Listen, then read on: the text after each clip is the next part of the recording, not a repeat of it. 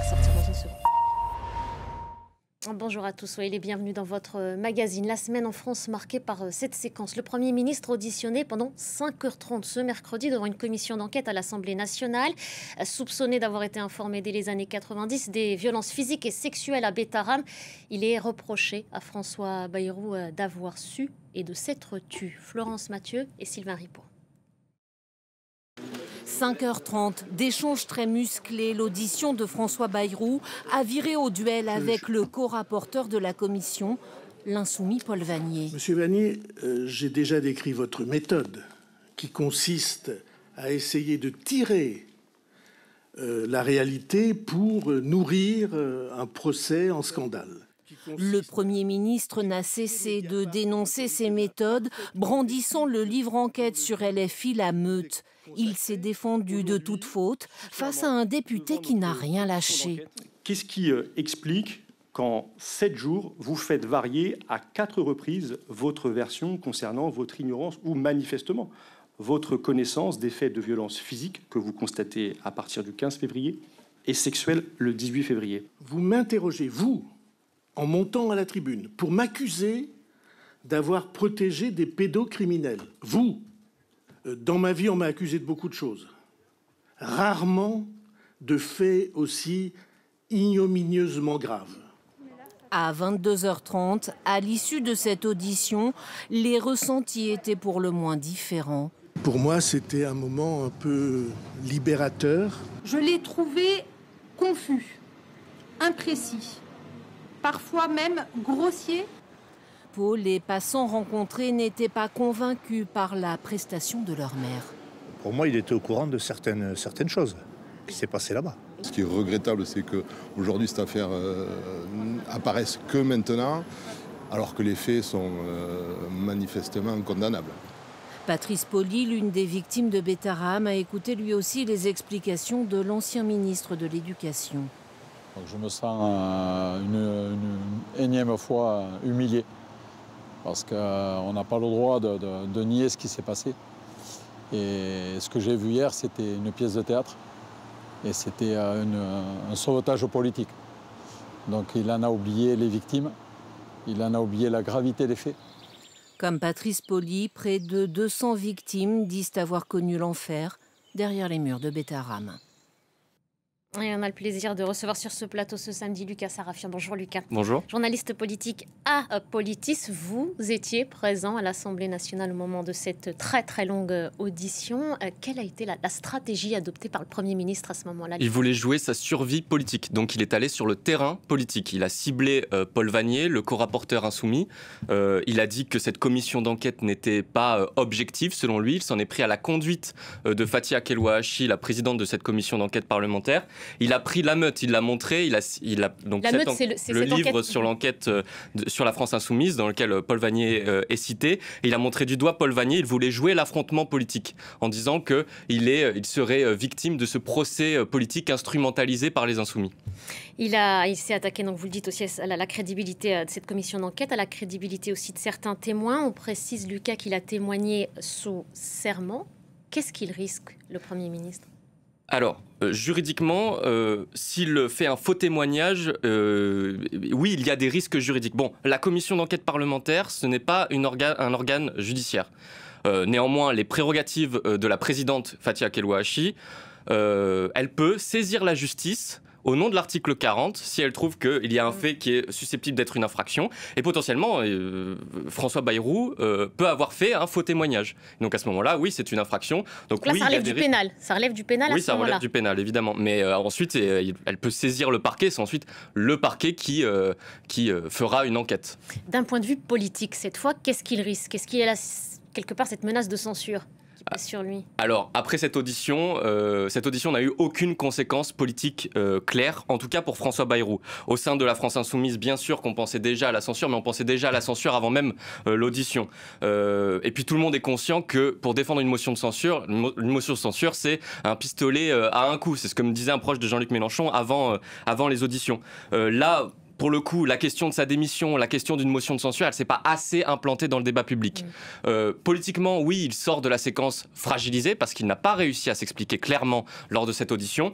Néanmoins, ses conseillers et au sein de l'exécutif, tout le monde est conscient que les équilibres politiques n'ont pas radicalement changé au lendemain de cette audition. Et dans tous les cas, les conclusions de cette enquête sont attendues pour le mois de juin prochain ? En fin juin, en tout cas les rapporteurs ont annoncé à la fin de cette audition-là que le rapport sera remis fin juin et Violette Spilibou a ouvert la voie à potentiellement une proposition de loi qui découlera ensuite de ce rapport parlementaire. Et on suivra ça avec attention. À la veille de cette audition, Lucas, le chef de l'État, cette fois Emmanuel Macron, était l'invité de nos confrères de TF1. 3 heures d'interview, 6 millions de téléspectateurs au moins devant leur poste au départ. Pourquoi cette intervention et qu'est-ce qu'il faut en retenir, Lucas ? Il ne faut en retenir pas grand-chose, c'est une espèce de grande opération de communication. Ça signe le grand retour d'Emmanuel Macron sur la scène politique nationale. On peut le lire comme une volonté du président de challenger son Premier ministre François Bayrou en difficulté sur les questions de politique nationale. Sur le fond, aucune annonce, rien. Sa volonté d'évoquer plusieurs référendums sur plusieurs sujets en même temps, mais sans dire les sujets. Il a ouvert la voie potentiellement à un référendum sur la fin de vie. C'est une manœuvre complètement illisible puisque le texte sur la fin de vie est actuellement débattu à l'Assemblée. Donc, comment va-t-il faire ? Il a enfin appelé, il a fait son énième appel sur la construction d'une coalition la plus large possible. Mais au fond, il a surtout essayer de défendre son action pendant 8 ans. Il a répété 2 fois « j'ai essayé de faire de mon mieux ». Donc il a essayé, sans annonce, de défendre son bilan compliqué. Et ce que l'on sait, en tout cas en se référant à certains sondages d'opinion, c'est qu'il n'a pas franchement convaincu. Si on en citait un, par exemple, au Doxa, 71% des Français ont évalué négativement son action après 8 ans au pouvoir. Ce n'était pas seulement ce moment d'interview, mais de manière générale, son bilan. Oui, c'était son bilan qui était en jeu. Il a essayé de le défendre un peu coûte que coûte, à coup de chiffres, de palettes, de diagrammes. Mais au fond, ces 3 heures, c'était le grand spectacle de son impuissance. Il a voulu nous raconter l'histoire de ce qu'allait être le Emmanuel Macron pendant 2 ans. Au final, la grande histoire, elle se fonde sur pas grand-chose, c'est-à-dire aucune annonce, rien. À l'exception d'un référendum possiblement sur la fin de vie, si les débats s'enlisent à l'Assemblée nationale. Mais là encore, il n'a pas été clair. On l'a interrogé sur la question. Il a dit alors voilà, je souhaite que l'on puisse aider à partir dans la dignité. C'est une loi d'humanité et de fraternité. Et c'est peut-être une voie pour débloquer aux Français et aux Françaises de se prononcer. Quand il dit ça, vous dites que c'est pas si clair. Le référendum peut être une voie pour débloquer la situation, mais lui, il ne se prononce pas, il ne fait pas d'annonce. Si les débats s'enlisent, je partirai sur un référendum. Il voit ça comme une possibilité, il ne l'annonce pas, et en même temps, ce cas de figure est très très compliqué. S'il fait un référendum sur quel sujet ? Est-ce qu'un référendum sur la fin de vie, ça se réduit à un oui ou un non ? Donc là aussi, il faut qu'il consulte ces constitutionnalistes qui sont sur la question et qu'il fasse une vraie annonce sur cette question. Merci beaucoup Lucas. Merci pour ces éléments de compréhension et l'analyse de ces séquences politiques en France. Autre information à retenir de cette semaine écoulée en France, Nicolas Sarkozy qui s'est vu cette semaine retirer son bracelet électronique. Il ne l'a porté que 3 mois. L'ancien président de la République a été condamné en décembre dernier à 1 an d'emprisonnement ferme dans l'affaire des écoutes. Invoquant son âge, 70 ans, il bénéficie désormais du régime de la libération conditionnelle. Elle est venue témoigner en personne devant la cour d'assises de Paris. Kim Kardashian, entendue dans le procès des hommes soupçonnés du braquage dont elle avait été la cible en octobre 2016 dans sa chambre d'hôtel à Paris. Cette nuit-là, 9 millions d'euros de bijoux lui avaient été dérobés. Au chapitre judiciaire toujours, la condamnation à 18 mois de prison avec sursis pour Gérard Depardieu. L'acteur est reconnu coupable d'agression sexuelle sur 2 femmes. Absent au moment de cette décision de justice, il a fait savoir qu'il ferait appel. Peggy Moget et Olivier Gardette. À l'énoncé du jugement, le large sourire de l'une des victimes de Gérard Depardieu. L'acteur est officiellement reconnu coupable d'agression sexuelle, épilogue d'un procès extrêmement tendu.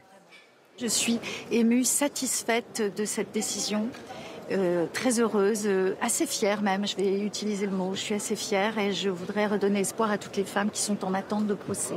En tournage à l'étranger, Gérard Depardieu ne s'est pas présenté à l'audience. Ce matin, le tribunal l'a condamné à 18 mois de prison avec sursis pour des agressions commises sur 2 femmes lors du tournage du film Les Volets Verts. L'acteur est également inscrit au casier des auteurs d'infractions sexuelles. J'espère que c'est la fin de l'impunité d'un artiste dans le milieu du cinéma. Je crois qu'avec cette décision-là, on ne peut plus dire qu'il n'est pas un agresseur sexuel. Dans son délibéré, le juge a aussi souligné la brutalité avec laquelle les plaignantes ont été traitées durant l'audience par la défense, qualifiant les victimes de menteuses, hystériques. À ce titre, le comédien est condamné à leur verser à chacune 1 000 € supplémentaires. C'est une négation des droits de la défense. C'est-à-dire que le fait de remettre en cause la véracité des accusations qui sont portées contre vous, c'est une agression supplémentaire. Le fait de considérer qu'une personne qui vous met en cause ment, c'est une agression supplémentaire. Hasard du calendrier, la condamnation de la star du cinéma intervient le jour de l'ouverture du Festival de Cannes. Plusieurs actrices, dont la présidente du jury, ont réagi. Quand on est désacralisé comme il l'est en ce moment, ça veut dire que voilà, ça fait réfléchir sur le pouvoir qu'ont certaines personnes. Le corps des femmes, ça n'est pas un buffet sur lequel on peut se servir lorsqu'elles travaillent. Je pense que les jeunes femmes doivent pouvoir travailler en sécurité. L'avocat de Gérard Depardieu a annoncé son intention de faire appel de sa condamnation. Cette décision de justice avait été rendue le jour du coup d'envoi du Festival de Cannes, 78e édition du genre. Ont défilé sur le tapis rouge Tom Cruise, Cécile de France, vous allez les apercevoir à l'image, ou encore Mylène Farmer. Ce festival s'achèvera le samedi 24 mai prochain avec la remise de la fameuse Palme d'Or. Voilà pour les temps forts de la semaine écoulée en France. Merci de votre attention. C'est la fin de ce magazine.